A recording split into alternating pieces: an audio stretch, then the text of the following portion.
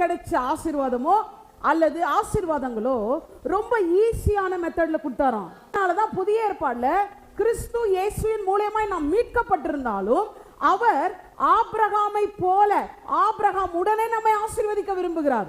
ஏன் ஆபிரகாம்னு சொல்லி எனக்கும் எங்கேயோ மோசே இடையில இருக்கிறாரு, அவரை விட்டுட்டாரு, ஃப்ளைஓவர் போடுறாரு. இந்த நியூ கவர்னன்ட் பீப்புள்ஸ் எல்லாம் இப்படி போகாதீங்க, அங்க ரொம்ப டேஞ்சரான பிளேஸ். எது? சீனாய் மலை. எல்லாம் ரொம்ப ஈஸியா பிளெஸிங்ஸ் ஆசீர்வதிச்சவன் ஒரு கூட்டம் இருக்கு. அது யாரு?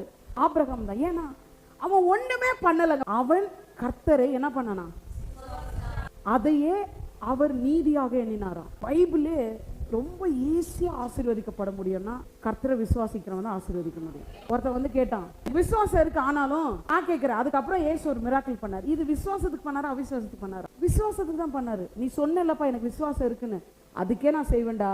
அந்த அவிசுவாசம் எல்லாம் நீக்கணும்னு ஏன் நினைக்கிறேன்?